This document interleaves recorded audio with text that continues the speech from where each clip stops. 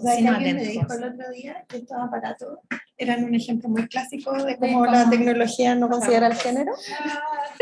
Tienen toda la razón. ¿O no?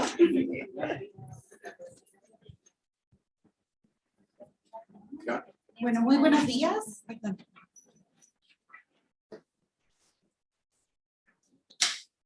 Esto es peor.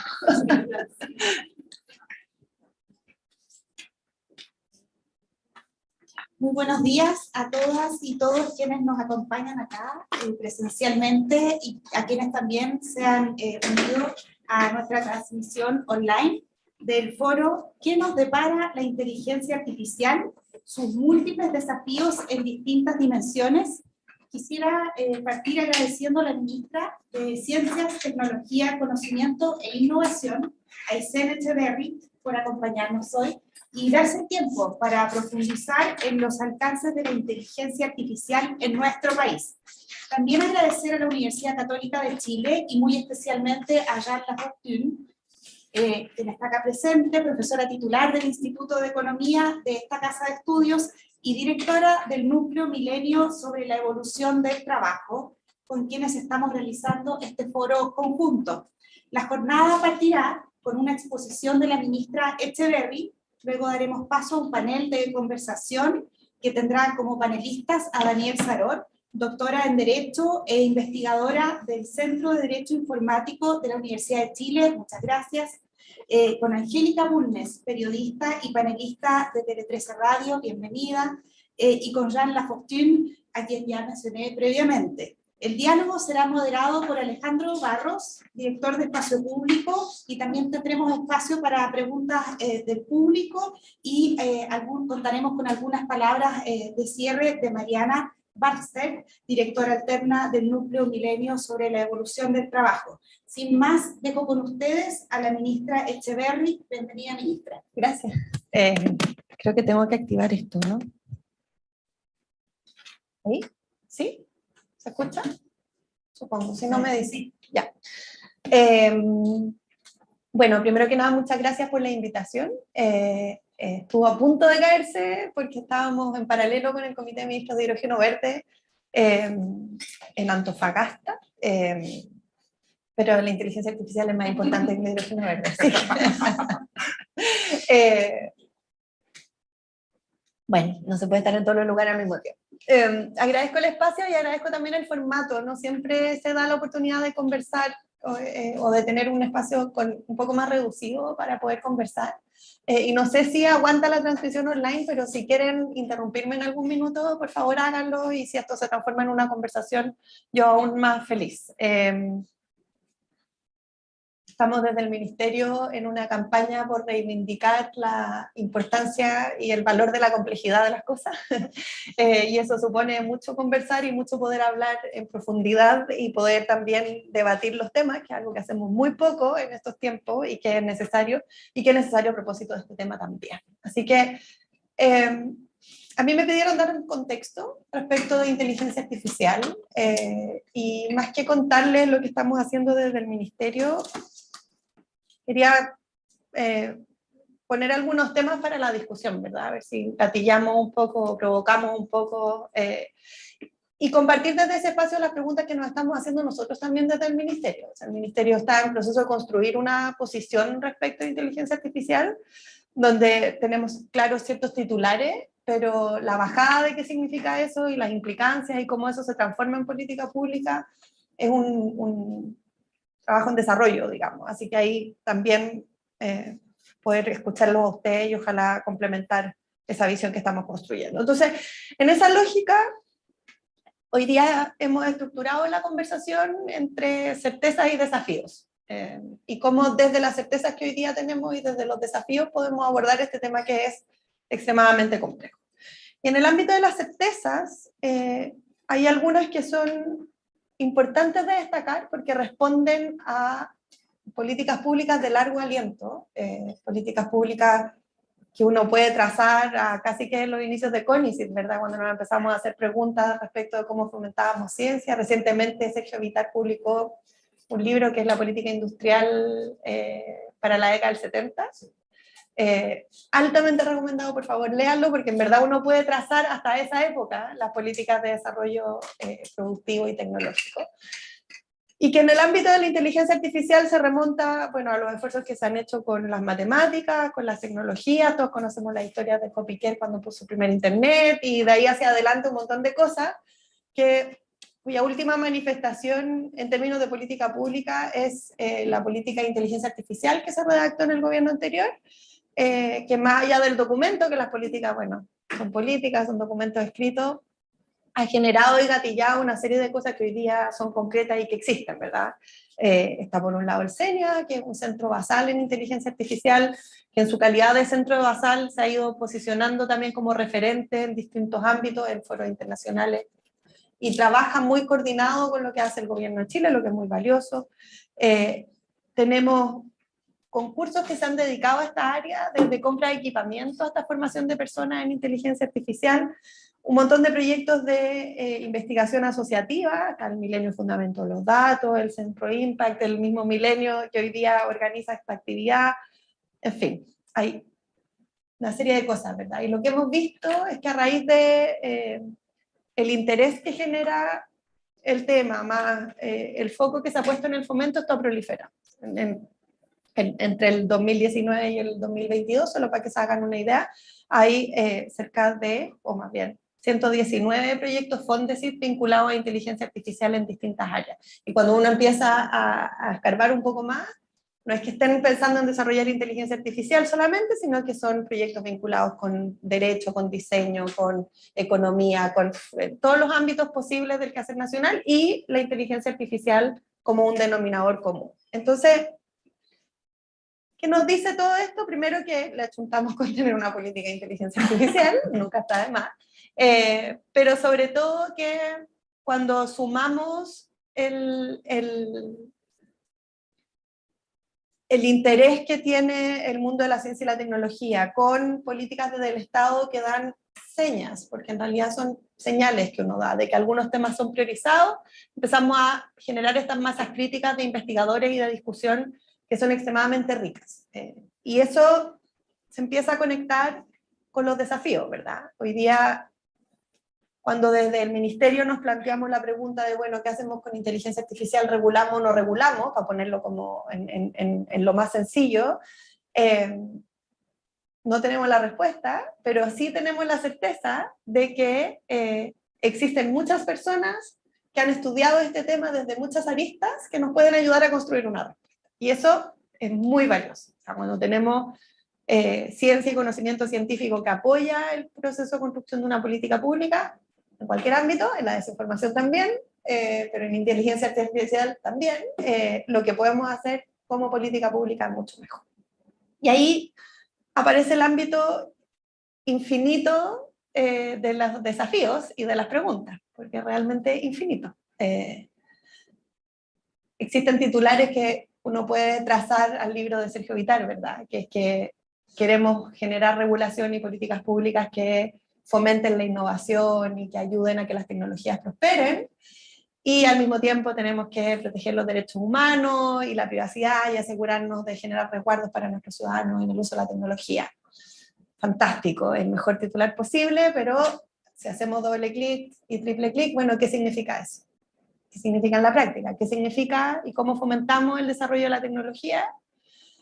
Hay fomento, hay herramientas, significa que no regulamos, significa que miramos a nuestra industria tecnológica en inteligencia artificial y decimos, bueno, nosotros no tenemos ni a Meta ni a Google, pero tenemos algunos unicornios que se están vinculando con esto, y tenemos un espacio importante vinculado a las características propias de Chile, donde la inteligencia artificial puede generar cosas. Tenemos a investigadores que son top mundial en este tema y eventualmente podrían generar industria. Entonces, ¿qué significa regular para promover esa tecnología? Creo que es una pregunta que nos hacemos mucho.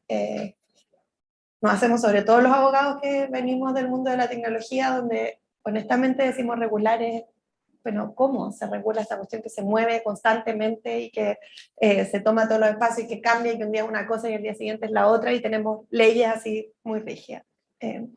Y por el lado de de los resguardos a los derechos de los ciudadanos, a los derechos humanos, o incluso a valores como la democracia. También lo decimos, pero en la práctica no lo hacemos. O sea, hoy día, ley de datos personales, estamos todos esperando hace 30 años, ¿serán, Alejandro? Más o menos. 25. Yo al menos he estado en la redacción de 2, entonces, y yo llevo hartos años metida en este baile. Entonces lo decimos, pero en la práctica, ¿en qué se traduce, verdad? Efectivamente tenemos resguardo, ¿cómo abordamos esos resguardos en una tecnología que es así de cambiante? Y esa comprensión compleja de qué significa lograr estas dos cosas, creo que es el corazón de donde estamos hoy día centrados como ministerio. Tuve el placer de conocer a Valentín Godás, que está experta en inteligencia artificial, que está en Chile estos días, no sé si salió una entrevista en el Mercurio o en la Tercera, no me acuerdo. Bueno, pero es una experta que es parte del comité asesor de este consorcio por la inteligencia artificial, donde hay varios países. Tuve una muy buena conversación a propósito de este mismo tema, porque le planteamos la misma duda, y ustedes, sí, fue sorprendente la cara cuando se enteró de que no había ley de datos personales. El tercer trámite va a salir en este gobierno, lo hemos empujado con fuerza porque estamos convencidos de que es muy, muy importante, está ahí el tercer trámite en la puerta del horno, pero claro, o sea, estamos en el 2023, y estamos hablando de inteligencia artificial en espacios globales, y efectivamente no tenemos ley de datos personales, así como tampoco ley de ciberseguridad, que también está ahí avanzando y el gobierno poniéndole harto énfasis, pero hay que hacerse cargo de ese aspecto también. La segunda cara de sorpresa fue cuando le expliqué las características de nuestras leyes, ¿verdad? Que aquí no se trata de tener una ley que después se complementa con una infinita jurisprudencia, que la va moldeando y que genera a su vez regulación, sino que es derecho así civil estricto, y que eso también presenta desafíos enormes cuando pensamos en cómo regulamos estas materias, porque regulamos para muchos años, no es que regulamos en torno a principios que después se van moldeando con la práctica, sino que son regulaciones de muchos años. Entonces, ese es el nudo, creo yo, o al menos el nudo que tenemos desde el Ministerio de Ciencia. Sabemos que es importante seguir fomentando la investigación, y eso lo vamos a hacer, es parte del corazón de lo que existe, y hasta ahora ha dado muy buenos resultados. Yo creo que la proliferación de proyectos de investigación asociativa que tienen toda esta diversidad son el mejor ejemplo de aquello.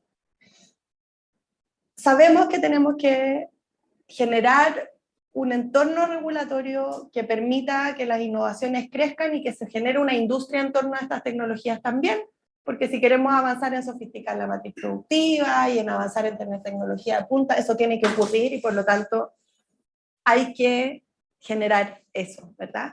Y sabemos que tenemos que proteger y que tenemos que generar resguardo y que hay valores que son superiores a todo lo demás que yo mencioné, que tienen que estar de alguna manera reflejados en la regulación, en una regulación que además necesita actualizarse porque está al debe en varios puntos. Esas tres cosas requieren de un balance que es de un experto de circo, digo ya, con los platillos así todos dando vueltas, con herramientas que son bastante rígidas, lo que lo hace aún más difícil, pero que se puede conseguir. Al menos esa es la postura en la que estamos desde el Ministerio de Ciencia, siempre optimista, siempre viendo el vaso medio lleno, se puede conseguir. Y aquí ya voy cerrando, porque la idea no es hablar tanto, sino que más bien escuchar, y con la idea de provocar. Creo que lentamente estamos tendiendo hacia una posición que busca entender la inteligencia artificial como una tecnología, más que como un fin en sí mismo. Y ahí creo que estamos todos de acuerdo. Y alejarnos de la idea de una ley de inteligencia artificial y acercarnos a la idea de un conjunto de regulaciones que fortalezcan los ámbitos regulatorios que ya existen, en el ámbito del derecho al consumidor, en el ámbito de la libre competencia, en el ámbito de las leyes laborales, que de alguna manera permita que esas leyes se hagan cargo de lo que esta tecnología viene a mover, ¿verdad? ¿Y por qué tendemos en esa dirección? Y aquí quiero dejar así, tiro la bomba y me callo en el fondo, o a lo mejor están todos de acuerdo, que es que cuando incorporamos tecnologías, no cambiamos el pacto social sigue siendo el mismo. Seguimos teniendo las mismas exigencias de transparencia respecto de lo que hacen los funcionarios públicos, por ejemplo. Seguimos teniendo las mismas expectativas respecto de lo que son los derechos laborales o los derechos humanos, o cómo tiene que funcionar el mercado. Y ese pacto social no cambia, y por lo tanto no necesariamente requiere de la creación de nuevos derechos. Y si lo requiere es muy marginal, es como en un espacio muy chiquitito. Sí requiere una comprensión regulatoria muy profunda y compleja, porque necesita permear todos los otros espacios que ya existen. No es la posición definitiva del Ministerio de Ciencia, es hacia donde estamos hoy día orientando la discusión. Estamos muy, muy interesados en escuchar y abrir debates en torno a estas materias, porque como dije al principio, estamos reivindicando la complejidad de las cosas, y esa reivindicación supone también escuchar y tener discusiones profundas para no equivocarnos y no terminar con regulaciones que terminan siendo un dolor de cabeza para muchos actores, o simplemente se transforman en ley muerta porque son imposibles de implementar. Así que eso, muchas gracias, espero haber generado al menos alguna polémica chiquitita y que nos discutan, y nada, pues, muchas gracias por la invitación. Muchísimas gracias, ministra, y vamos a dar paso al panel de conversación.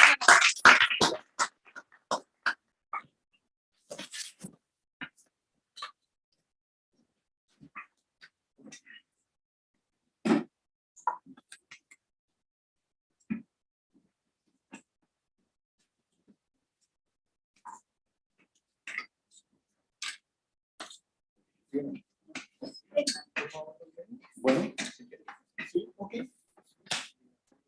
Sí.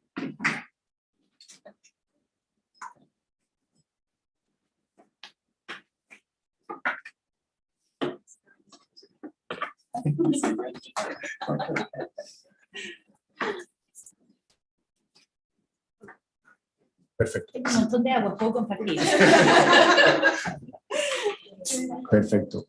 Muchas gracias, ministra.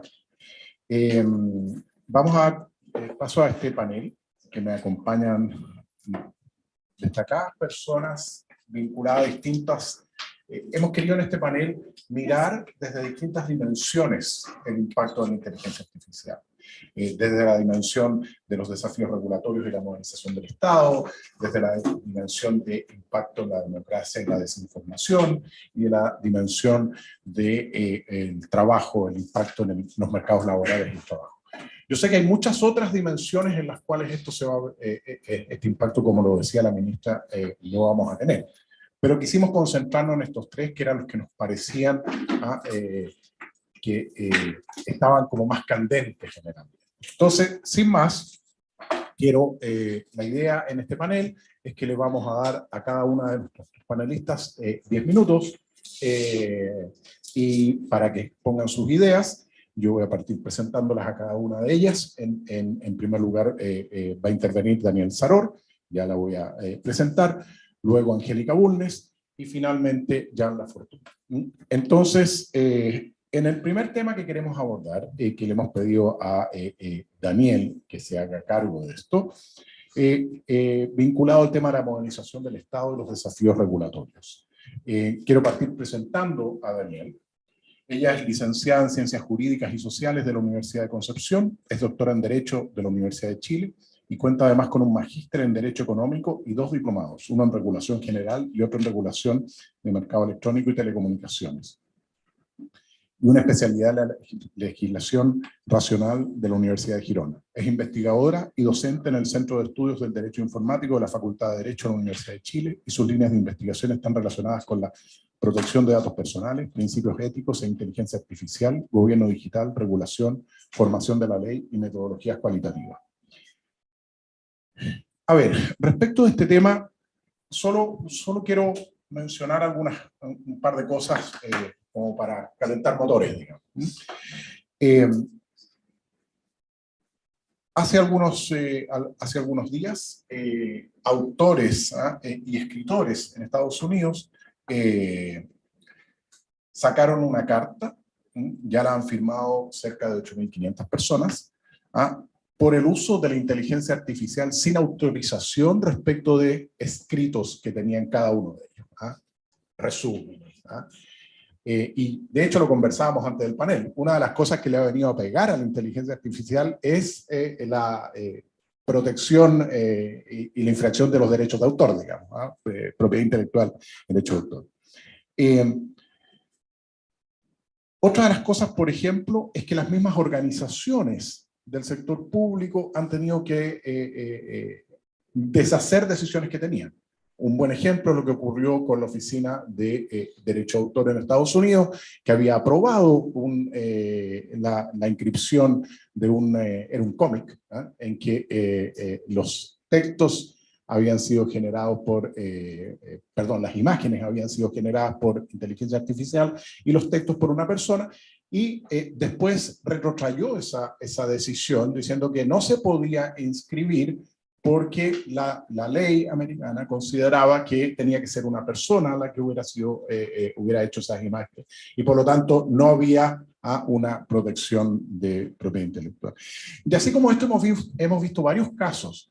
La ministra mencionaba el caso de las leyes y el impacto que tiene leyes que se hacen a la carrera respecto a esta materia. Hay un proyecto de ley del diputado Lagomarsino, que yo voy a hablar en términos personales, lo encuentro del terror, digamos, en esta materia, pero está ahí. Y así como eso hemos tenido en el pasado otros ejemplos regulando leyes, como la ley de delito informático, a comienzos de los 90, el año 92, 93, si mal no recuerdo, que fue una ley que después de que salió quedó obsoleta.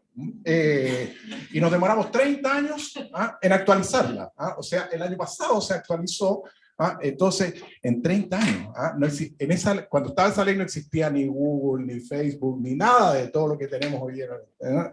Apenas Internet, digamos.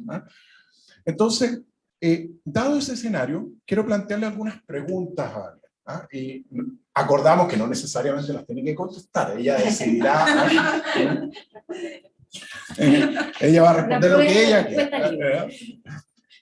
¿Cuáles son las principales áreas en que existen desafíos regulatorios de la inteligencia artificial? ¿Qué experiencias debiésemos mirar? La ministra hablaba que había estado conversando con personas que han estado trabajando este tema en otras latitudes. ¿Debiéramos mirar en algún lado? ¿Cuál es el aprendizaje que tenemos que tomar? En Europa, de hecho, respecto a la ley de protección de datos personales, hoy día se dan cuenta que tiene una carga regulatoria para las pymes muy alta. Entonces hay ahí un tema ¿cuáles son los aprendizajes? Y desde un punto de vista de la modernización del Estado y su ley de transformación digital, ¿cómo cree que los usos van a impactar en ese proceso, en este proceso de transformación digital? Daniel, todo suyo el micrófono. Oye, yo voy a partir saliéndome del libreto, porque cuando recibí esta invitación me puse a revisar la página de Espacio Público y descubrí que están de aniversario. El 5 de agosto del 2013 fue el lanzamiento público de Espacio Público con una charla magistral de James Robinson, profesor de la Escuela de Gobierno de Harvard y muy conocido por su bestseller ¿Por qué fracasa la democracia? Así que primero que todo, feliz cumpleaños a Espacio Público. No sé si esto está inserto en algún tipo de actividad de aniversario, pero feliz cumpleaños y felicitaciones por su gestión en esta década de vida. Y bueno, como encontré esto, me puse a revisar el librito que justo lo tenía en la casa, que le había echado una mirada hace varios años atrás, y para volver al tema que nos convoca. Y en este libro uno encuentra varias historias que justamente tienen que ver con tecnología. Y cómo justamente la llegada de la tecnología a ciertas sociedades, ¿cierto?, provoca tensiones, desafíos, plantea desafíos en materia laboral, también amenazas al poder real, porque los ciudadanos efectivamente se empoderan mucho más cuando utilizan la tecnología para relacionarse con sus autoridades. Cuando me puse a pensar, bueno, qué cosas como interesante podría decir en este seminario a propósito de los desafíos regulatorios y modernización del Estado, pensé en todas esas personas que, por lo menos desde que yo ejerzo profesionalmente, he visto que han desplegado un rol activo liderando esta conversación.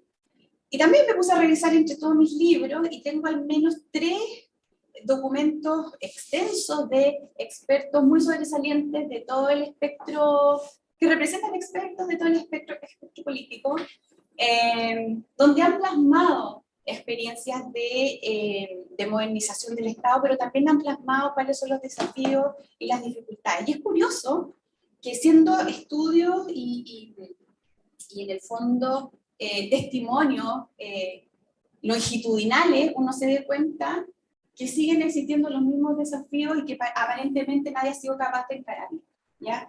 En el caso del Estado, todos estos estudios, un Estado para la ciudadanía, el CEP, el último que fue Acelerar el Paso, que documentó 10 experiencias de modernización del último gobierno de Michelle Bachelet, coinciden en señalar que en el Estado hay varios desafíos que aparentemente hoy día no tienen mucha respuesta, y que tienen que ver con, por ejemplo, el empleo público, con la evaluación de programas, con el mejor uso del presupuesto fiscal, y con mecanismos de accountability. Si hay algo que todos estos expertos han dicho, aquí deberíamos focalizar todos nuestros esfuerzos de modernización, son estos tópicos. Y es curioso porque con distintas palabras, con mayor o menor extensión, son los mismos desafíos. Sí, yo estoy segura que no lo alcancé a revisar, pero hay una comisión que estaba funcionando en el Ejecutivo también. Estoy segura que las conclusiones a las que arribó no deben ser muy distintas, ¿ya? Cuando uno piensa en modernización del Estado, también piensa usualmente en la administración. Pero hoy día el Estado tiene muchas otras ramas que de alguna manera también están desafiadas a modernizar su actuar. Pensemos solamente en las 3 ramas típicas.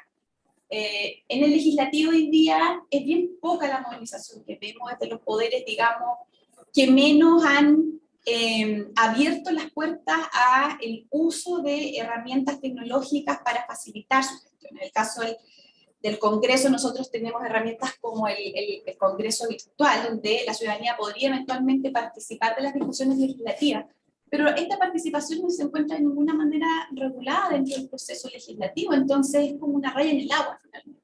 No tiene ninguna relevancia, ningún impacto. Quizás lo más sobresaliente es el trabajo que se ha hecho en la Biblioteca del Congreso Nacional con Ley Chile. Ese es un servicio que en términos regulatorios no tiene comparación en ningún país de América Latina. Y de verdad es un servicio de altísima precisión, de altísima calidad. Pero lo que hizo relación con el debate legislativo mismo no es mucho lo que uno puede ver. El Poder Judicial es otro que ha experimentado una madurez, pero con un camino propio. Cuando se aprobó la ley de tramitación electrónica, puede ser de una manera bastante rudimentaria. Básicamente lo que se aprobó fue digitalizar la burocracia, ¿ya? O sea, los mismos papeles de procedimiento normal eran los que había que PDFear y subirlos a la plataforma. Pero este poder ha logrado madurar su sistema judicial y hoy día es capaz de hacer un par de operaciones harto más complejas, y ha podido interactuar sumamente bien con algunos proveedores de servicios del sector privado, quienes a través de robots, ¿cierto?, hoy día pueden entrar al sistema y ofrecer servicios como el famoso case tracking, ¿cierto?, que les permite a las oficinas revisar cuándo se ha dictado una resolución en una causa, reemplazando por completo el trabajo humano que en ese momento hacían los procuradores, ¿ya? O sea, un caso de transformación, de eliminación del empleo. Y otro tipo de herramientas donde se han integrado bien. Pero en el caso de la administración pareciera que es el que más concita desafíos. Y ahí una cuestión que a mí me preocupa, ¿cierto?, es que la modernización es un concepto permanente. Y el problema que yo he apreciado cuando me toca estudiar estas cosas es que la modernización se aparece en el Estado como un mito que una vez ejecutado luego desaparece. Con compañeros de trabajo, ¿cierto? Conversábamos cómo en los 90 las joyas de la corona en modernización del Estado en Chile fueron el Servicio de Registro Civil y el Servicio de Impuestos Internos. Pero estos servicios que empiezan a funcionar fantástico después del proceso de modernización, los invade esto que se llama la paradoja del éxito y aparentemente quedan olvidados, incluso los mismos funcionarios pierden como el desafío a seguir modernizándose y empiezan a decaer, ¿ya? Y eso es una cuestión que también debiera como corregirse en el mindset de quienes están a cargo de estos procesos, porque la modernización no se acaba nunca. En la época del centenario en Chile, los funcionarios públicos hablaban de la modernización del centenario. Entonces, esto tampoco es un concepto como nuevo, es un concepto que acompaña siempre estas instituciones y uno debería tenerlo siempre presente al momento de diseñar y planificar una gestión a ese nivel. Con respecto al tema de las regulaciones, bueno, aquí hay hartas cosas bien interesantes. Hace pocos días tuve la oportunidad de coincidir con la ministra Echeverri en el lanzamiento de un texto donde justamente a mí me correspondió presentar mi trabajo que tenía que ver con los desafíos de regular la tecnología. Y una de las anécdotas que yo contaba es que la persona que estaba a cargo de la Unidad de Coherencia Regulatoria de la OECD hace una década atrás, lo que le sugería a los países era que ojalá que cuando se aprobaran leyes, estas vinieran con algún tipo de cláusula de revisión, que fuera de 5 o 7 años.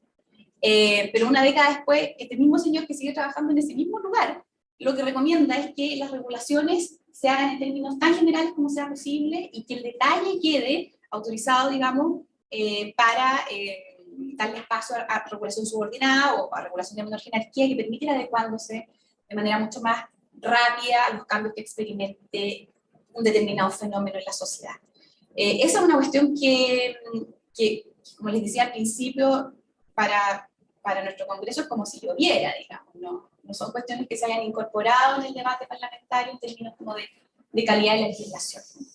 Y a nivel de derecho comparado, hoy día una de las cosas que uno más escucha, ¿cierto?, es esta iniciativa que partió en 2021 en la Unión Europea sobre la regulación de inteligencia artificial, que se trata de un enfoque basado en riesgos, ¿no?, que establece distintos tipos de riesgo. El riesgo un riesgo inaceptable, ¿cierto?, que es aquel que representa una amenaza para las personas y que se encuentra derechamente prohibido, y que tiene que ver con cuestiones como manipulación cognitiva, puntuación social o sistemas de identificación biométrica en tiempo real. Otros sistemas de alto riesgo que afectan negativamente a la seguridad o los derechos fundamentales, y aquí esta regulación lo que plantea es tipificar o hacer una taxonomía de aquellos sistemas que pueden representar estos riesgos. Hace algunas referencias a la inteligencia artificial generativa, señalando que respecto de este tipo de tecnologías se requieren básicamente obligaciones de transparencia, y también clasifica en sistemas de riesgo limitado, que son aquellos con riesgos mínimos y donde las obligaciones de transparencia son las que en su mayoría se señalan. Y nosotros no estamos muy acostumbrados a mirar a Asia, y menos a China por la situación, por las condiciones, las características que todos sabemos. Pero en China se acaba también de expedir una regulación que se llama Medidas Provisionales para la Gestión de Servicios de Inteligencia Artificial Generativa. Y, salvo algunas excepciones relativas a su sistema político, se trata de un reglamento que coincide y es bastante bueno, pienso yo, a lo que señala la Unión Europea en términos de transparencia de la información. Déjame decir una sola cosa, esta regulación hace mucho hincapié en que cuando vayamos a utilizar datos, estos datos sean datos de acceso legítimo, porque un dato legítimo es un dato de calidad. Cuando usamos datos de calidad, probablemente el resultado va a ser mucho más cercano a la calidad. Y el caso, y hace una prevención especialmente al caso en que se utilice inteligencia artificial en el sector público, no sé cómo hacer del sur después. Y en Japón también ha dicho que está promoviendo una regulación en su parlamento que señala que se centró en este caso básicamente en lo que mencionaba Alejandro en su introducción, en el sentido de que si se va a entrenar sistemas con datos protegidos por algún tipo de regulación, ¿cierto?, este no puede generarse sin el consentimiento del titular cuando esta inteligencia artificial vaya a ser utilizada con fines comerciales. Eso como... Muchas gracias, Daniel. Y efectivamente, en la segunda ronda vamos a profundizar en un par de temas. Quiero ahora darle la palabra a Angélica Bulnes en la segunda dimensión que vamos a analizar en este panel, en la dimensión democracia y desinformación. Angélica es periodista de la Universidad Católica y magíster en política y comunicaciones de la London School of Economics. Ha trabajado en distintos medios y actualmente está en Tele 13 Radio, en los programas Lo Más Importante y RADPAC de Mesa Central. Hace clases en el magíster de políticas públicas de la Universidad Católica. Respecto de este tema, hemos visto varias cosas en los últimos meses o semanas, más aún cuando empezó a hacerse más famoso la inteligencia artificial generativa, desde videos en los procesos eleccionarios en Estados Unidos, fotos trucadas, y en nuestro país se vienen elecciones, y no sería raro que viéramos, digamos, en las campañas de WhatsApp, digamos, en elecciones anteriores, en que veamos mecanismos mucho más sofisticados y más baratos para generar contenidos de manera muy masiva, y por lo tanto hay ahí un nuevo escenario que se está dando. Incluso en los medios de comunicación. Medios de comunicación como CNET está usando inteligencia artificial para generar noticias, y ha habido toda una polémica respecto de cuándo se pueden usar, cuándo no se pueden usar, etc. Incluso hay movimientos en sindicatos de guionistas, lo mencionaba en un comienzo, pero aquí en Chile también, hace unos días salió en la prensa un reclamo de los empleados de Litoral Press a propósito del potencial uso de la inteligencia artificial en ese medio. También se nombró, y la ministra lo mencionó, una comisión presidencial sobre la desinformación, que ha levantado un intenso debate respecto de desinformación versus libertad de prensa. Y cuando uno mira experiencias comparadas, el caso en el Reino Unido, hubo una comisión parecida para analizar el Brexit. O sea, esto no es primera experiencia. Entonces, me gustaría plantearle algunas preguntas, también con las mismas reglas de juego. Angélica puede ver cuáles contestan, cuáles no. ¿Cuáles serían los principales impactos de la inteligencia artificial para la democracia en general y para los procesos eleccionarios en particular? ¿Y cuál puede ser el rol de la sociedad para que mirado el lado del vaso medio lleno, que la inteligencia artificial fortalezca la democracia y no termine beneficiando a ciertos actores? Y desde el punto de vista de la desinformación, ¿cuál debiera ser el abordaje que tengamos en nuestro país, más aún por lo que está pasando en Estados Unidos respecto a las elecciones? Se nos viene un periodo, se nos vienen elecciones, y ver qué hacer en ese paso. Angélica. Bueno, muchas gracias. Tengo acá, ¿se escucha, no es cierto? Sí. Ya.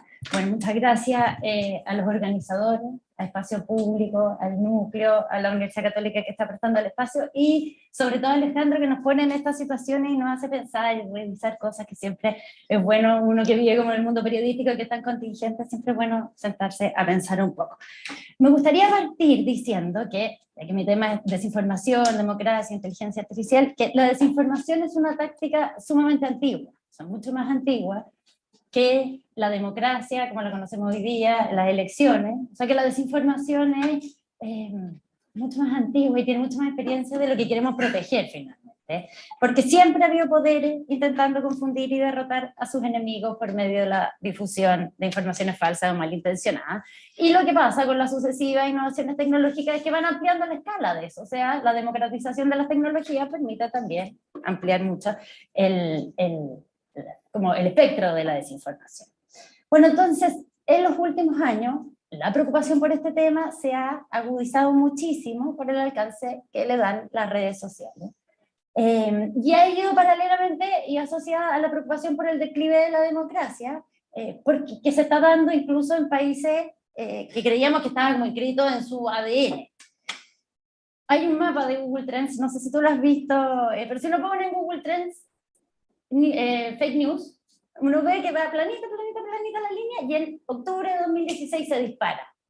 Esa es la preocupación en el año 2016, bueno, asociada a la elección de ese año, a Donald Trump, que sabemos que hoy día va a ser formalizado por tratar de subvertir la democracia de su país, y porque en esa elección empiezan a circular, una de las cosas que se vio es que empezaron a circular profusamente informaciones falsas con respecto a Hillary Clinton, la candidata demócrata. ¿Se acuerdan ustedes? No sé si el Pizzagate, que era esto que acusaba, estaba lleno de noticias que decían que Hillary Clinton era la líder de una red de pedofilia que funcionaba en el subterráneo de una pizzería y que terminó llegando gente a allanar la pizzería.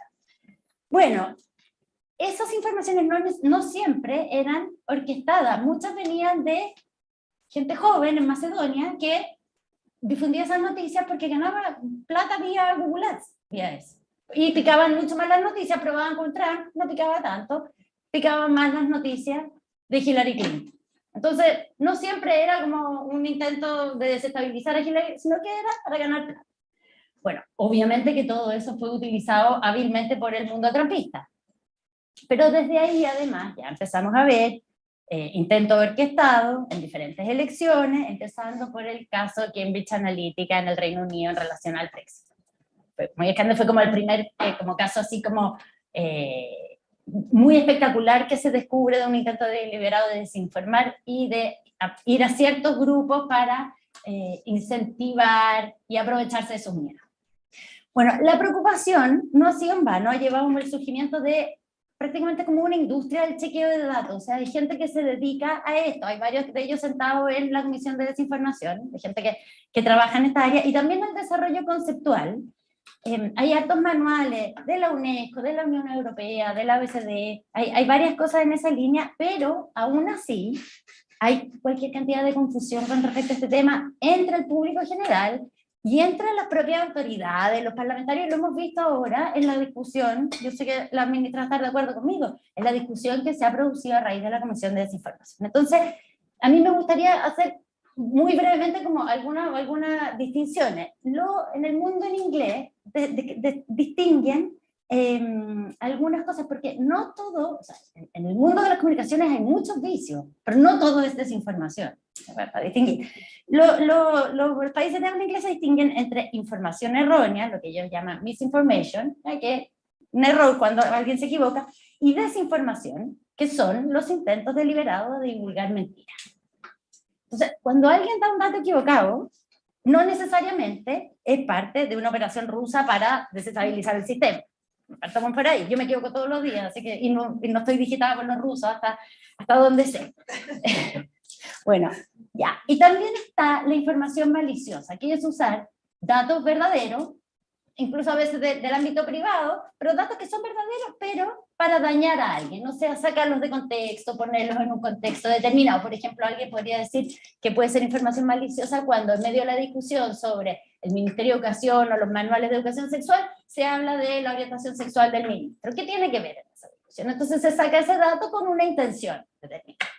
Bueno, en Chile se habla mucho del tema de la desinformación, sobre todo en periodos de elecciones, que la verdad es que han abundado en los últimos años. Pues hemos tenido 8 desde 2020 y todo esto sin contar las primarias.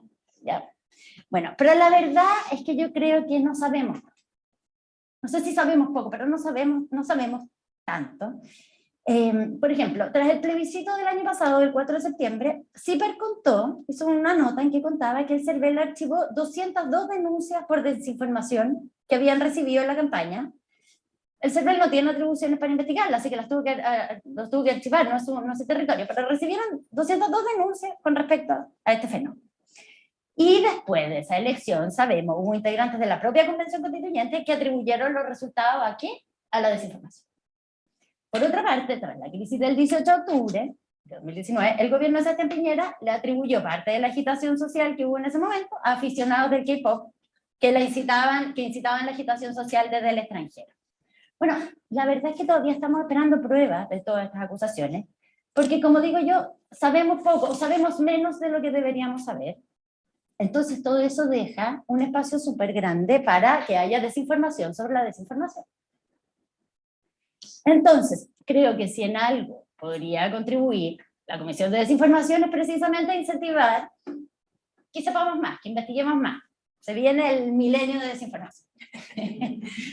Pero bueno, yo creo que hay harto por hacer ahí, porque además hay académicos que están muy interesados en el tema, entonces necesitan incentivos, financiamiento para poder meterse en este tema, y se necesita mucho porque también es un tema muy proclive a los sesgos, entonces se necesita harta gente investigando este tema.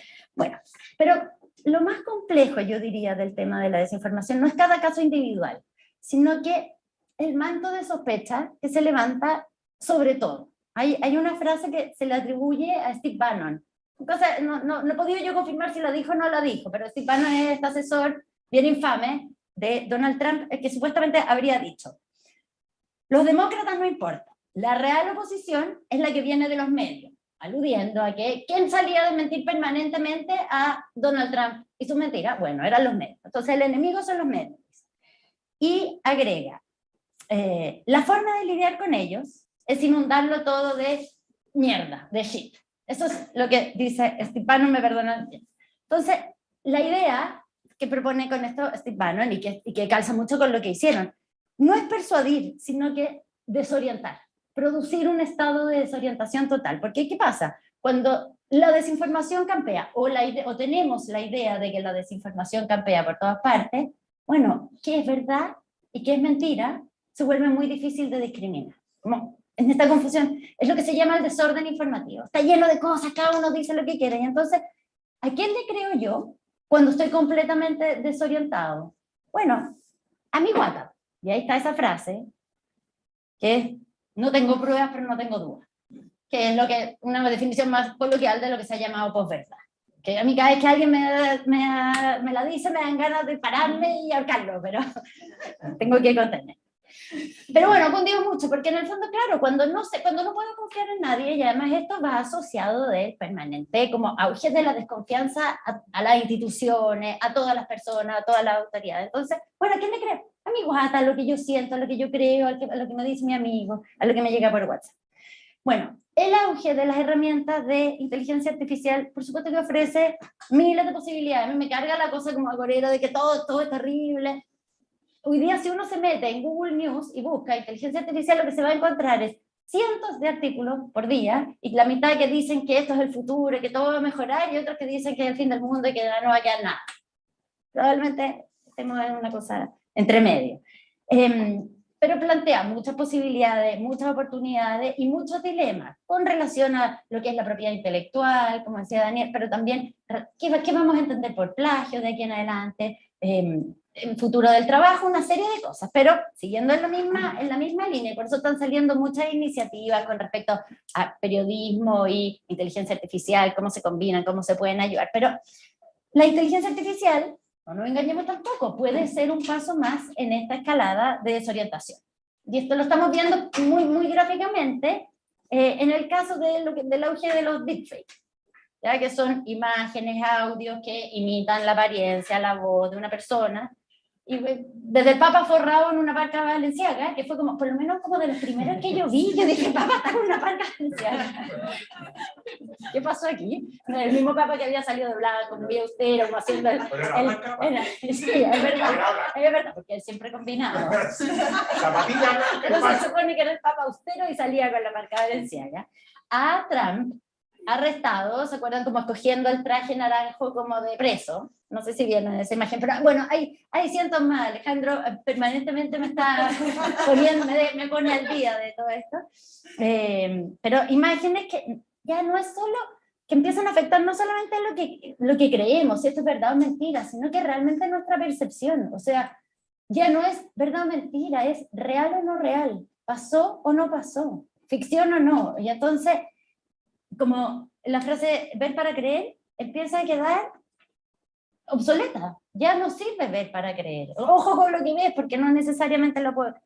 Es un asunto incipiente, todavía comete, claro, ya todo comete errores burdos, pero el punto es, ¿a quién vamos a llamar ahora si ya no siquiera sabemos, no que es verdad o mentira, sino que es real o no? No al gobierno, este ya tiene harto poder y hartas preocupaciones, como para entregarle el monopolio de la realidad, y parte de eso es la preocupación que ha habido con respecto a la Comisión de Desinformación, que yo creo que hay algo de alaraca en todo eso, pero creo que no ha sido malo, ha ayudado a las propias autoridades a precisar mucho más qué es lo que quieren con esta comisión. O sea, yo creo que no ha sido mal.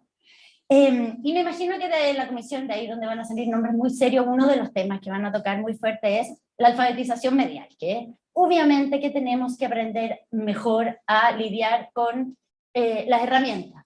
De todas maneras, pero yo soy súper hincha de esa causa, llevo 10 años hablando de la alfabetización medial, pero mucho antes que eso recordemos los resultados del CIMSS. El 82% de los alumnos de segundo medio, que hoy día están en tercero, no están en el nivel de lectura que les corresponde. A mí no me hablen de alfabetización medial, de inteligencia artificial, si los cabros chicos no saben leer. O sea, partamos por ahí. No hay habilidad que enseñar si no nos hacemos cargo de... Me da lo mismo quién empezó, quién tiene la culpa. Vamos para adelante. ¿Qué vamos a hacer si las habilidades básicas no están? Eso uno. Entonces me parece muy importante eso. Y segundo, me parece que en este escenario actual de caos informativo, bueno, refuerza la importancia clave que tiene un sector que está sumamente precarizado, atravesando una crisis importante, que es el periodismo. No estoy hablando de un medio en específico, ni una plataforma, sino que del trabajo de ir a presenciar los hechos, encontrar fuentes, contrastar versiones, verificar, usar la inteligencia artificial para todo eso, y buscar una aproximación de las cosas que pasan, y tratar de dar, aunque sea perfectamente, con lo que realmente pasó, o con una verdad, una aproximación a la verdad, o de lo que es real, o de lo que no es real. La inversión en periodismo, o sea, en ese tipo de periodismo, quiero decir, es pura inversión en democracia, y como decía yo, es un sector que está sumamente precarizado en lo material, muy acechado por sectores a los que sistemática o esporádicamente les conviene la desorientación informativa, porque a todos les conviene a veces. Lo hemos visto, lo sabemos. Así que en relación a estos temas, mis fórmulas son bien antiguas. Aprender a leer y a reportear. Eso es lo que me quería decir yo con respecto al tema. Muchas gracias, Angélica. Vamos con nuestro tercer tema, que es inteligencia artificial y el futuro del trabajo, que lo va a exponer Jean Lafortune. Ella es profesora titular del Instituto de Economía en la Pontificia Universidad Católica y directora del Núcleo Milenio sobre evolución del trabajo. Es profesora afiliada a JPAL y investigadora de ISA. Obtuvo su PhD en Economía en el MIT en 2018 y después un Bachelor of Arts en la Universidad de McGill y un Máster en la Universidad de Toronto. Es coeditora del Journal of Demographic Economics y editora asociada del American Economic Journal, Public Policy and del Journal of Human Resources. También actúa como secretaria del Comité Latinoamericano de Econometrics Society. Ha trabajado en temas de economía del trabajo, historia económica, economía de género y de la familia. Y solo para hacer una breve introducción, hemos visto una gran discusión en torno al impacto de la inteligencia artificial en la automatización del trabajo. De que, y un poco recogiendo lo que decía Angélica, estas miradas tecno-pesimistas y tecno-optimistas, de que trabajos van a desaparecer, producto de esto. Pero hemos visto cambios importantes. Daniel mencionaba uno en el sector del poder, en los procuradores, digamos, que era como la última escala alimenticia en el mundo legal. Y así hemos visto en otras tareas. Entonces, la pregunta es, en los próximos años, ¿cómo ves tú que esto va a afectar a nuestro país? ¿En qué? Porque además han habido estudios que en países como el nuestro el impacto va a ser alto. Nosotros en la universidad hicimos un estudio del impacto de la inteligencia artificial y la automatización del trabajo en el mundo público, en el empleo público, y el impacto era relevante, sobre todo en ciertas tareas. Y si a uno esto le suma la ley de transformación digital, ese impacto aumenta aún más. Entonces, ¿cómo ves tú qué sectores se van a ver más afectados? ¿Cuál crees tú que va a ser o cuál debiera ser la aproximación que debiéramos tener como país frente a estos desafíos? Gracias, Alejandro, y gracias a todas las panelistas que empezaron algo similar a lo que voy a decir, que no es un tema nuevo. Que nos parece que wow, la inteligencia artificial va a cambiar el mundo del trabajo, Pero Keynes inventó la palabra desempleo tecnológico en los 20, ¿sí? Y en Google me dicen que Aristóteles incluso menciona que la tecnología va a matar el empleo en el futuro. Entonces, hace tiempo que los seres humanos tenemos ese miedo que de alguna manera las máquinas nos van a reemplazar, ¿sí? Y que vamos a vivir en una era de Terminator. En el núcleo tratamos de justamente ir a ver en parte la experiencia pasada para aprender del futuro. Y hay un par de cosas que uno puede destacar. La primera, que ese miedo no es nuevo y que nunca ha pasado finalmente. Yo miraba por algo del Gig Economy, una predicción del Banco Mundial que decía algo como 40% de la población en 2025 estaría trabajando sin contrato, digamos, normal de trabajo. No creo que hemos llegado a ese número de ninguna manera, ¿sí? Entonces hay muchas predicciones que se hacen que parecen un poco olvidarse que los seres humanos somos capaces de responder a lo que está pasando y que podemos ajustar un poco lo que nos pide el mundo del trabajo. Y el segundo, que es la triste realidad de la economía, que cuando el trabajador es menos querido, su sueldo baja, pero entonces puede ser que la empresa eso va a hacer que van a querer ese trabajador aún más y no reemplazarlo por una máquina, ¿cierto? O sea, a veces hacemos esa predicción un poco sin pensar en los incentivos económicos de la empresa. El segundo, creo que podemos aprender de revolución tecnológica pasada, es que el impacto en el empleo nunca ha sido uniforme. Hay siempre ganadores y perdedores. Y además, esos ganadores y perdedores no son los mismos en distintas revoluciones industriales. Entonces, nosotros, por ejemplo, hemos demostrado que las personas alfabetas empiezan a beneficiarse de la tecnología solamente después de la segunda revolución industrial. En la primera, pierden. ¿Por qué? Porque el artesano calificado que sabía súper bien hacer un sombrero, en la primera revolución industrial se reemplaza por una máquina que ya hace los sombreros de manera automática y la persona que puede beneficiarse de eso es la persona que aprieta un botón en ese momento, ¿sí? Pero que enchufa la máquina de vapor y lo hace funcionar. Vemos en el caso de la electricidad un proceso totalmente opuesto, es el de de-skilling. Son los trabajadores de poco nivel educativo que sufrieron con la llegada de la electricidad. Y después si vemos la revolución de la automatización, robotización actual en países ricos, lo que se ve es que es la mitad de la distribución que pierde. La clase media es la que está golpeada por esa revolución. Entonces, yo creo que lo que nos aprende la historia es que no podemos predecir sin entender la característica principal de esa tecnología, cómo se va a pegar el empleo. Y el último punto que hemos enfatizado mucho en el núcleo es que el impacto de las nuevas tecnologías no va a ser el mismo en países ricos, desarrollados, que en países emergentes como Chile. Me recuerdo siempre cuando llegué a Chile por la primera vez y no tuve que bajarme para echar benzina en mi auto. Para mí eso fue un shock cultural brutal. Y fue como, agradable echar benzina. Y entonces empecé a pensar, y me recuerdo muy bien que había una estación servo del Copec donde uno lo tenía que hacer solo, pero ese era como un prototipo en el sistema. Y empecé a pensar, normal, aquí hay gente con sueldos menores, entonces las bencineras no tienen esa presión de querer automatizar el empleo porque esa persona todavía tiene sueldos menores. Y si no entendemos eso, no podemos entender la tecnología en países emergentes como Chile. No vamos a anticipar los mismos tipos de impacto por la inteligencia artificial que en países con sueldos promedios más altos. Eso sería mi primer. El segundo punto es qué podemos entonces decir sobre la inteligencia artificial. Y eso los académicos siempre nos demoramos a hacer estudios. Entonces, no tenemos muy buenos estudios todavía sobre el impacto de la inteligencia artificial, en particular en cosas que podemos decir que son bien identificadas, donde podemos ver la cadena causal bien.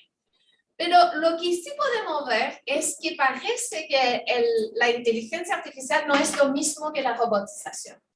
La inteligencia artificial, ¿cuáles son las cosas que puede hacer? ¿Sí? Puede programar, puede ser creativo de alguna manera. Podemos discutir si es creatividad o no. ¿Sí? Puede proponer ideas, puede defender argumentos. Si uno le pide entonces, todo eso son muy distintas del tipo de tareas que puede hacer un robot. ¿Sí? El robot me puede limpiar el piso muy bien. ¿Por qué? Porque es una tarea que es repetitiva y que le puedo enseñar bien cómo hacerlo. Pero el tipo de tareas que pueden hacer la inteligencia artificial parece ser diferente. Y parece ser relacionado por una de las primeras veces a tareas de gente que son bien calificadas. ¿Sí? Y entonces no es obvio que el impacto del empleo va a ser en la señora que cuida a los niños en un jardín o la persona que trabajaba en una línea de producción. Podría ser el profesor universitario que ya está desafiado porque todas sus pruebas se pueden hacer por ChatGPT. ¿Sí? Eso es al menos para mí, es una ansiedad tremenda. He probado varias de mis tareas, ¿sí? Entonces me genera dificultad que la automatización nunca había impactado en mi trabajo. Entonces, yo creo que eso es súper, hace complejo la predicción de a qué sector vamos a ver el impacto y qué tipo de trabajador se puede perjudicar. Y creo que también hay que recordar que Chile todavía no ha adoptado mucha de la innovación de robotización de la revolución anterior. Entonces, es posible que para el mercado laboral chileno tengamos un doble golpe de robotización y de inteligencia artificial y que eso entonces puede pegar a gente de la mitad de la distribución, por ejemplo, por robotización y de parte más alta para la inteligencia artificial. Ahora, siempre lo que hemos visto es que hay ocupaciones que se perjudican, por ejemplo, el que a mí me gusta son los que tenían los papeles en la bolsa, ¿sí? Esa gente, el día que las apuestas en la bolsa pasaron a ser digital, murieron, ¿sí? No había más ese nivel de trabajo. Pero hay gente que se ganaron. La gente que trabajaba como trader se benefició del hecho que no tenían que hacerlo a mano y podían entrarlo solamente en un computador. Entonces, ¿quién se va a beneficiar del AI? Es la otra pregunta. Y ahí parece también ser gente muy capacitada, ¿sí? Entonces, vamos a tener potencialmente gente que van a perder su trabajo y ganar trabajo en el mismo rango de ingresos y o de educación. Y yo creo que eso va a hacerlo bien diferente potencialmente de otras revoluciones pasadas.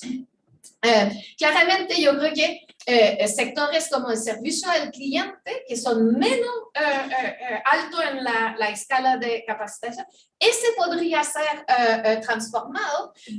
Pero siempre me recuerdo cuando hice un proyecto en Chile Atiende y nosotros habíamos dicho, va a funcionar súper bien, es un tótem de autoatención. Y nos dijeron, ese tótem ya no nos sirve, hay un caballero que entra el root y ahí te da el número, ¿sí? Entonces, hay que pensar si cuando el bot nos dice que quiero y la gente contesta en un chilenismo exagerado, si el bot no lo va a entender y si la gente se va a frustrar y entonces vamos a tener que volver a otro. Y para el 30 segundos que me queda, quiero decir que yo totalmente estoy de acuerdo con esa noción de que si tenemos personas que no pueden leer, significa que hay un grupo de trabajadores en la nación chilena que va a tener muchísima dificultad a poder trabajar con esa herramienta y que van a estar entonces excluidos de ese proyecto tecnológico. Entonces, eso es la parte que me preocupa más, es que vamos a tener un grupo de trabajadores que en 10, 15 años van a estar aislados en tareas que no requieren la tecnología. Y antes de hablar de alfabetización digital, que creo que es súper importante, dar instrucciones a ChatGPT no es fácil. La gente cree que con una frase basta. No, hay que explicarle. Hay prompts de 4, 5, 6 páginas para lograr lo que uno quiere bien. Y eso yo creo que tenemos entonces que trabajar desde la infancia para lograr solucionar esas fallas. Muchas gracias. Tenemos algunos minutos para hacer una segunda ronda y quiero insistir con algunos temas. Vamos a volver a retomar el mismo orden. Y te quiero preguntar a Daniel, desde el punto de vista del sector público. Como dijiste, bueno, lo voy a dejar para... ¿Qué es lo que ves como desafío? ¿Hacia dónde debiéramos mirar? ¿Cuáles son o las principales urgencias? Y lo digo porque el sector público es un aparato que se mueve relativamente lento. ChatGPT en 2 meses pasó a tener 100 millones de usuarios. Entonces, con esas velocidades, ¿cómo conciliamos ambas cosas? Y no sea que llegamos tarde al proceso. Daniel.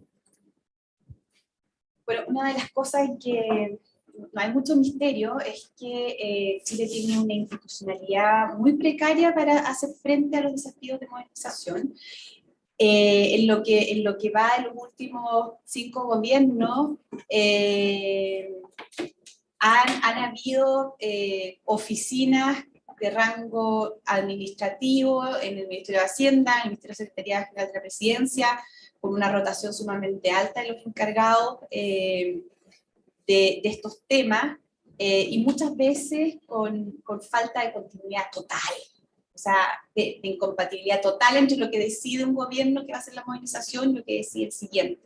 Entonces, esa es una cuestión que yo creo que el país no se puede seguir permitiendo, sobre todo porque es una cuestión que, como les decía en la primera parte de mi intervención, los expertos de todo el espectro político están de acuerdo dónde están las urgencias, ¿ya? Escuchando también a Angélica y a Jen, nos queda claro, yo creo, que el Estado también está muy al debe en el diseño de su estrategia de modernización. Es cierto que yo me referí principalmente a los desafíos de modernización como del mesón hacia adentro, ¿no? Pero el Estado hace algunas cosas, como por ejemplo orientar la política educacional del Estado, como por ejemplo promover condiciones del Estado para que las empresas se desarrollen y existan empleos. Y a mí una de las cuestiones que también me preocupa bastante es que, por ejemplo, en las conversaciones hoy día, en el sector público, yo no he escuchado a mucha gente preocupada de la crisis de empleo que va a haber en poquito tiempo más, porque los empleos que se suprimen no se reemplazan por igual número de empleos de igual calidad, generalmente se reemplazan por mucho menos empleos, por niveles de calificación mucho más altos, ¿ya? En el seno de la Unión Europea esto también ha sido un tema de conversación, donde justamente a propósito de la reforma previsional, también se evalúa qué es lo que pasa con ese número de la población que queda rezagado finalmente el mercado laboral porque la tecnología no le permitió seguir haciendo lo que hacían o reinsertarse en otros lugares. A mí también me preocupa que justamente esta falta de institucionalidad no permite llegar a muchos más lugares. A propósito de la presentación también que hacía Angélica, yo no sé si ustedes se acuerdan, pero en pleno periodo de la pandemia, la Organización Mundial de la Salud tuvo que convocar a un comité de expertos interdisciplinario para abordar la adhesión al proceso de vacunación mundial, donde básicamente lo que se estaban haciendo cargo era del combate a la desinformación que había en torno a las vacunas. Y a mí me tocó revisar ese documento y era para no creerlo, el tipo de recomendación que se le hacía a los países que tenían que ver justamente con persuadir, ser amable, explicar, porque finalmente la policrisis en la que nos terminamos de meter en la pandemia hacía difícil que funcionara todo el aparataje. Y esto es lo último que voy a decir. Generalmente, como decía la ministra Echeverri, estamos, ¿cierto? Las autoridades políticas están siempre en la contingencia, pero la modernización requiere a profesionales que sean capaces de superar el ciclo político y que puedan tener la calma de evaluar este tipo de medidas y problemas en el mediano y en el largo plazo. Hoy día, yo creo que para que un Estado sea moderno, tenemos que tener esa clase de instituciones que permitan, ¿cierto?, a un grupo de funcionarios mantener la calma, por decirlo de alguna manera, y poder seguir ejecutando proyectos que permitan darle continuidad y éxito a este proceso de modernización, que, como decíamos, no es una cosa que tenga principio y un fin, es una cuestión más bien permanente. Muchas gracias. Angélica.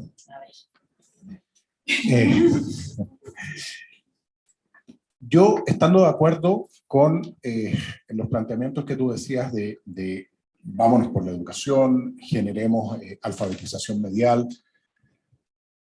me gustaría preguntarte cuáles serían tus medidas, porque de la educación venimos hablando hace muchos años, es un proceso largo, probablemente no lo vamos a hacer con la velocidad a la que ingresa ChatGPT al mundo, digamos.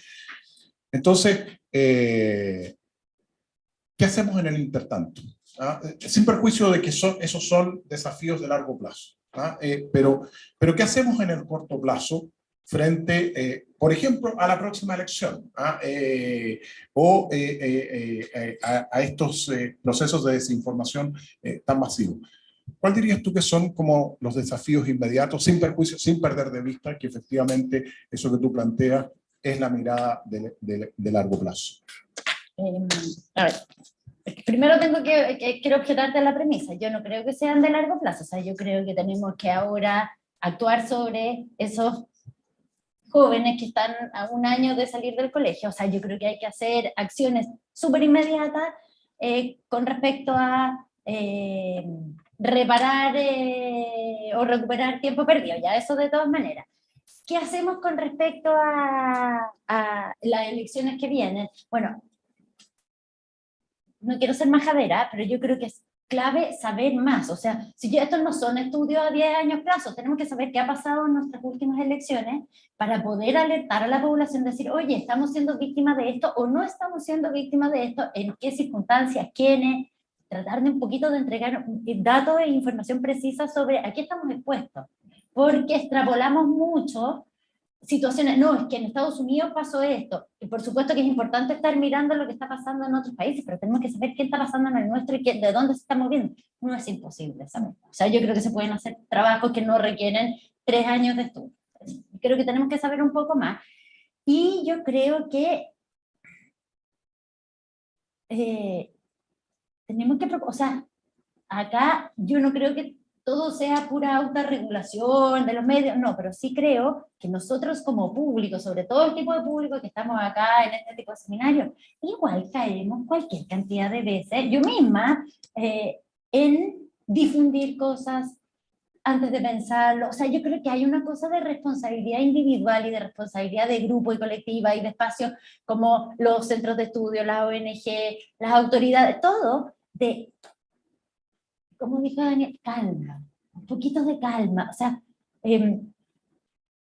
por supuesto que hay medidas más regulatorias.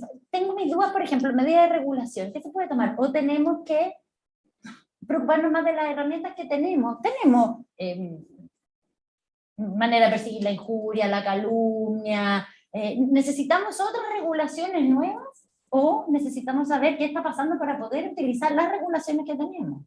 Para poder perseguir las cosas que están pasando. Por supuesto que no me cabe duda que hay vacíos con respecto a esto mismo que el CERVEL no tiene atribuciones. Bueno, ¿el CERVEL debería tener atribuciones para perseguir la desinformación? No creo que debería ir por ahí. Pero tenemos que aprender más cómo opera y tenemos nosotros que alertar, no solo como lo que nosotros hacemos, sino que también alertar socialmente. Creo que ahí hay una pega como de las élites intelectuales, académicas, que me van a perdonar a mí, pero por ejemplo, después del estallido fueron sumamente frívolas para difundir información en el mundo académico, en el mundo político, también en el mundo periodístico, sin duda, o sea, todo lo que dices también, pero para difundir información y para decir cosas sin chequeo. Se dijeron muchas cosas. O sea, nosotros venimos de una experiencia de crisis social, porque todo esto se agudiza en tiempos de polarización. Cuando hay crisis y polarización, bueno, la posibilidad de generar confusión es mucho más amplia. Y yo creo que tenemos una experiencia muy, muy cerca, que es todo el periodo post-estallido, en donde las élites intelectuales, académicas y políticas fueron sumamente frívolas en la difusión de las informaciones. Entonces creo que me dices tú, vamos a tener elecciones, vamos a tener varias elecciones, tenemos elecciones en diciembre, tenemos elecciones el próximo año, en octubre. Bueno, yo creo que ahí todas esas élites que tienen más acceso a información, debería haber un llamado de todas maneras a la responsabilidad. Perfecto, muchas gracias. Sí, solo una reflexión respecto a la regulación, que algo lo decía la ministra también, que hay que tener cuidado de no regular cosas que ya están reguladas, ¿no? Como la ley de neuroderechos, por ejemplo, ¿no? Jan, tú mencionaste al cierre de tu primera intervención de que iban a haber ciertos sectores, digamos, más impactados que otros. Y lo que me preocupa es que son sectores, muchos de ellos sectores bastante vulnerables, digamos, en distintas miradas de la vulnerabilidad. Y que esto además también se está produciendo con una cierta velocidad. ¿Hace sentido que tengamos una discusión, como han tenido en otros países, de este ingreso mínimo universal, respecto como para reducir esos impactos en estos sectores que se van a ver afectados? Eso es una pregunta desafiante. Yo creo que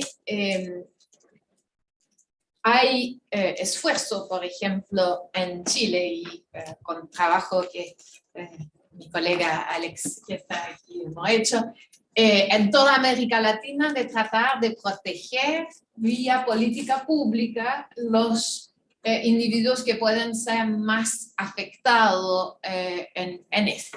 Que puede ser el ingreso mínimo garantizado o el sueldo mínimo, ¿sí?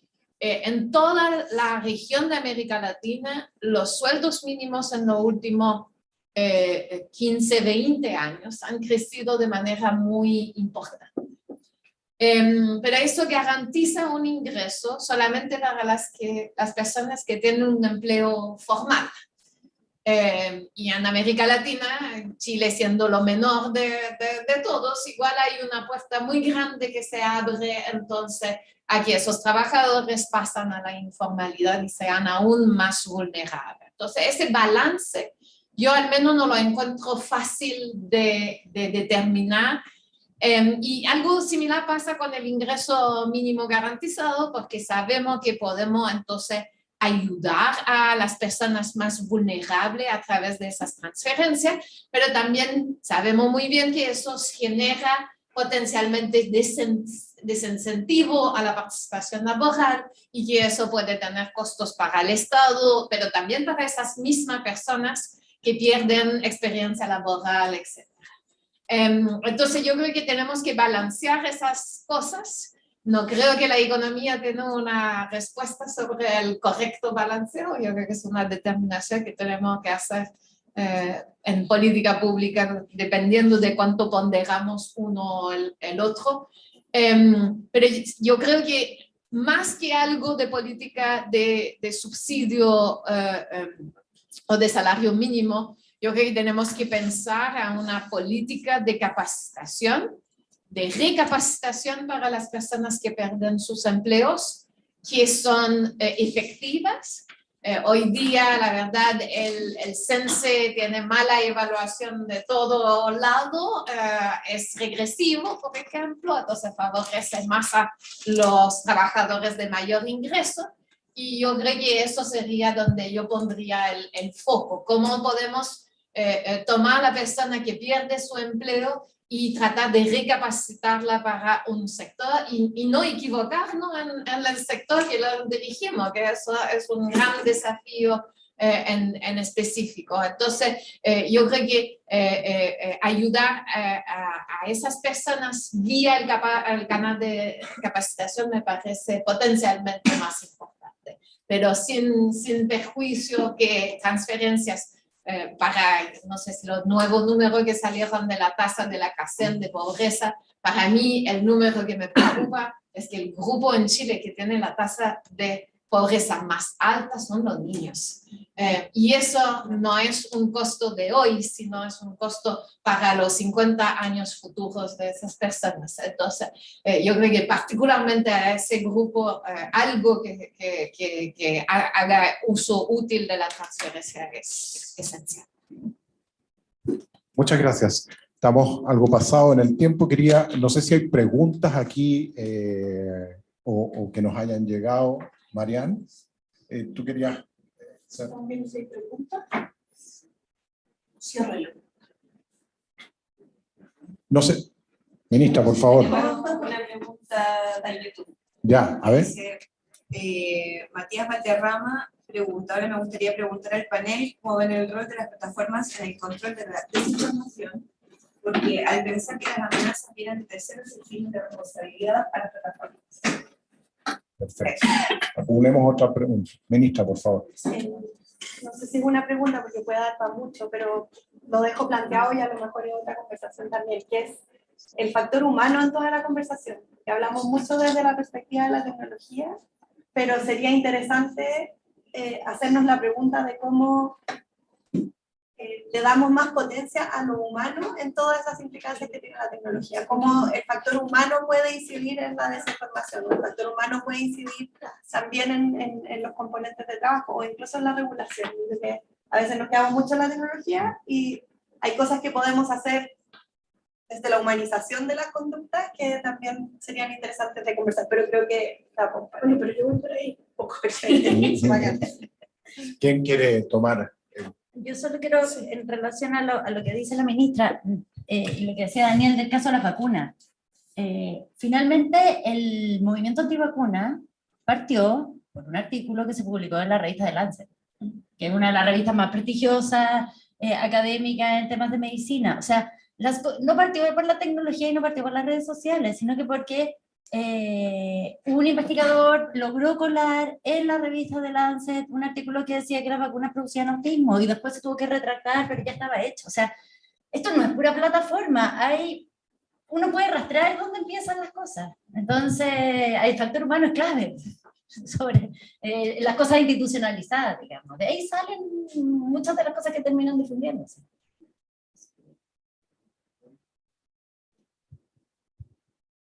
Solamente los canadienses están hoy día en una pelea con las plataformas. Es una situación, digamos, que tiene sus buenos orígenes, pero va a probablemente terminar siendo que todos los medios canadienses van a ser eliminados de la plataforma. Por ese deseo de tratar de regular. Entonces también tenemos que balancear de nuevo ese deseo de regular, pero ¿qué pasa si entonces regulamos y la plataforma nos botan todos los medios que queremos que la gente siga y se mantienen solamente los marginales que están haciendo aún más desinformación? Yo creo que eso es algo que me preocupa. Perfecto. ¿Tú tenías una pregunta? Sí, bueno, es un poco relacionado con, estaba pensando en lo mismo, en ver también el punto de vista de las personas, o sea, en el fondo, porque estamos hablando de la tecnología, el desarrollo, pero finalmente es un medio que nos permite a nosotros ser más personas, ¿cierto? Ser una mejor humanidad. Y un poco complementando lo que decía Angélica, ahí tenemos un punto en la educación chilena. O sea, ya es tiempo que en la educación incorporemos este factor, ¿cierto? Que estamos conversando en este panel, por ejemplo, incorporarlo en la educación como algún tipo de ramo electivo tecnológico. ¿Cómo nos preparamos para este mundo digital y tecnológico? Eso llueve hoy día, y nos puede llover sobre mojado si no lo incorporamos. A propósito de eso, no sé si esto es una respuesta propiamente tal, pero hay un libro cuyo autor, cuyo nombre no lo recuerdo, pero su traducción es algo así como Un mundo más que humano.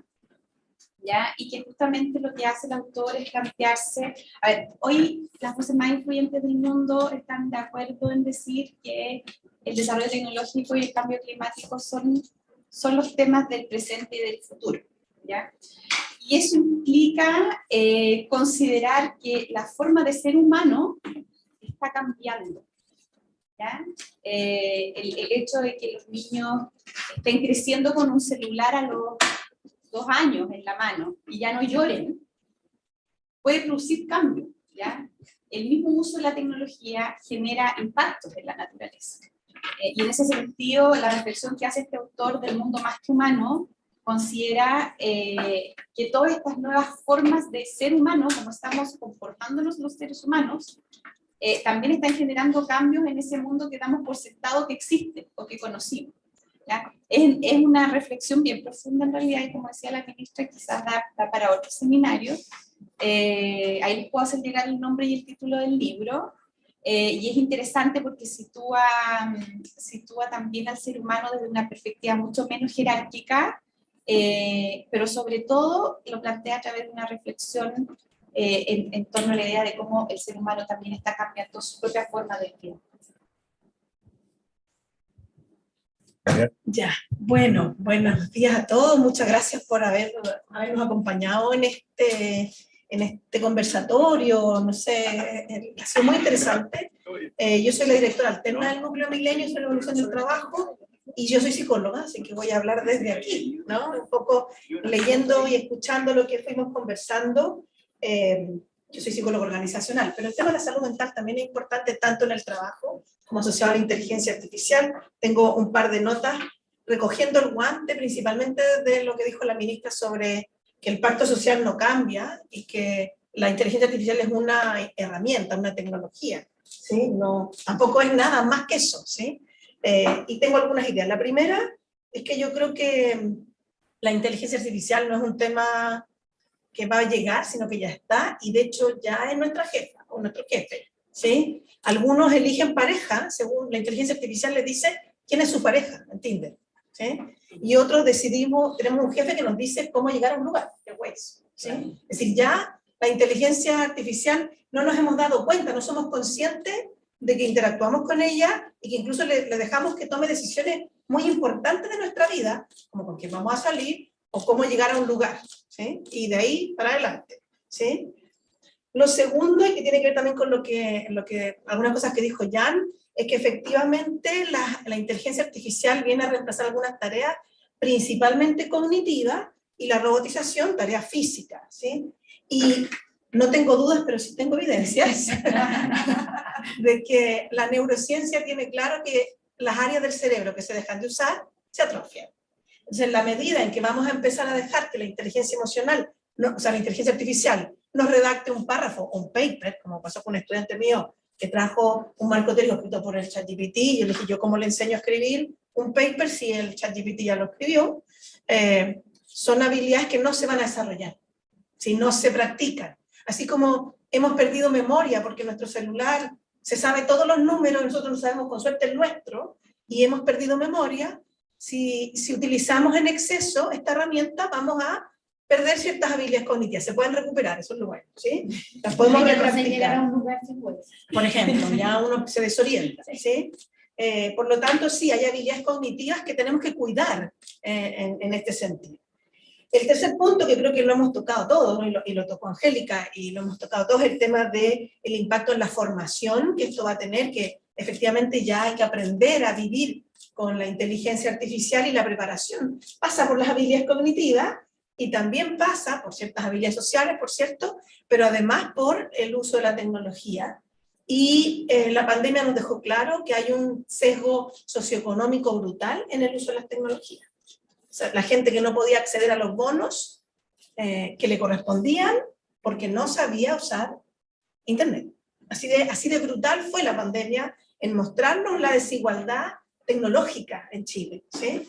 Por lo tanto, y aquí las desigualdades se pueden reproducir en la medida en que no estemos mirando un sector de la población que no está teniendo acceso ni siquiera a Internet, que no sabe leer, que no sabe escribir en un chat de WhatsApp, menos va a saber escribirle al ChatGPT, que efectivamente hay que hablarle de una manera muy particular, ¿sí? Y en eso, si nos vamos hacia el trabajo, desde el mundo también de la psicología organizacional, las desigualdades se pueden reproducir. Las desigualdades sociales, las desigualdades de género, y en particular hoy se está escuchando la desigualdad asociada a la edad, que es un tema que también estudiamos en el núcleo, como hoy día está la fantasía que las personas de 50 años no sabemos usar inteligencia artificial o estamos obsoletas en términos tecnológicos. Lo escuché hoy día en la mañana en televisión, ¿sí? Que aumenta el desempleo de las personas mayores de 50. Puede decir el canal y el horario para hacer una denuncia. Claro, porque para denunciarlo. Pues, Lo que pasa es que el sesgo está tan pero ¿dónde? ¿Dónde lo escuchó? Para hacer una denuncia. Ya lo diré, ¿sí? Las preguntas de la periodista eran, ¿y qué vamos a hacer con estas personas mayores de 50? Se está hablando del desempleo de personas mayores de 50, y se estaba diciendo que ya están obsoletas tecnológicamente. Me van a disculpar, pero nosotros sí fuimos los que aprendimos a usar el computador personal, porque cuando yo por lo menos en la universidad no tenía computador, y cuando hice mi tesis de pregrado, sí tuve que aprender a usar un computador y aprender a usar los teléfonos celulares, etcétera, etcétera. ¿Sí? Pero efectivamente lo que ya existe, que es el prejuicio de las personas mayores en el mundo del trabajo, que no quiero deprimir a nadie, pero empiezan a los 45 años, ¿no? ¿Sí? No quiero deprimir a nadie, y hacer un spoiler, todos van a llegar a los 45 o más, ¿sí? Ya hay prejuicio, y probablemente esta herramienta puede aumentar esos prejuicios que ya existen y que tienen que ver con una fantasía de la eterna juventud, que yo la verdad que ya no entiendo, y menos ahora que tengo 50, ¿sí? Y después está el tema que planteaba Jan sobre la reconversión o la reeducación. Yo quisiera insistir en que es importante que para que esa política funcione, considere a la persona como un agente activo, tomador de decisiones de hacia dónde quiere mejorar sus habilidades. Si lo seguimos viendo como una cosa asistencial, donde yo voy a decidir cómo reconvertir un trabajador o una trabajadora, va a ser un programa más de reconversión fracasado en Chile, que ya hay muchos, ¿sí? Y para terminar, tocar el tema de la salud mental. Nuestra tendencia como seres humanos es a psicologizar aquello con lo que interactuamos. Somos capaces de experimentar ternura frente a un robot con forma de perrito. Experimentamos ternura. Nuestra tendencia va a ser a humanizar la inteligencia artificial. Largas discusiones con mi marido respecto, el ChatGPT me contestará algunas preguntas, le son más interesantes que otras, no. El ChatGPT no pregunta o no hace el análisis, pero es una tendencia natural nuestra a humanizar al otro, y como decía uno de nuestros investigadores senior del núcleo, y nosotros nos vamos a tener que robotizar un poco para poder interactuar con ellos, ¿sí? Las consecuencias psicológicas que eso tiene, como dice Jan, están por investigar, ¿sí? Hay mucho que hacer ahí. Sí puedo dar la primicia que ya se están investigando los equipos híbridos, equipos de trabajo donde hay humanos y hay inteligencias artificiales, pero es confidencial porque lo están haciendo las fuerzas militares de muchos países y aún no lo publican. Un dato, hay un estudio que creo que es de la UNESCO también, que a propósito de esta idea de antropomorfizar los robots, descubrió que justamente las inteligencias artificiales que están destinadas, por ejemplo, a servicio al cliente y esas cosas, tenían todos nombres de mujer.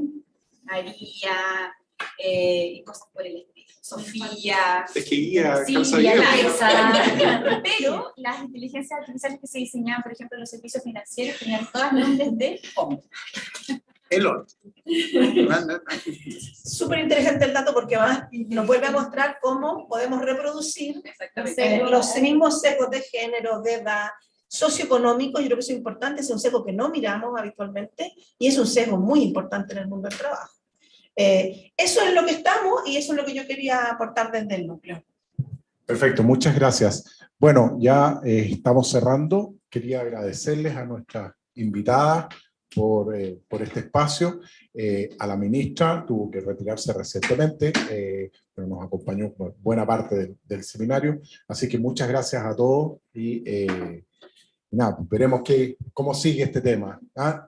Noticia en desarrollo, como dicen. Muchas gracias.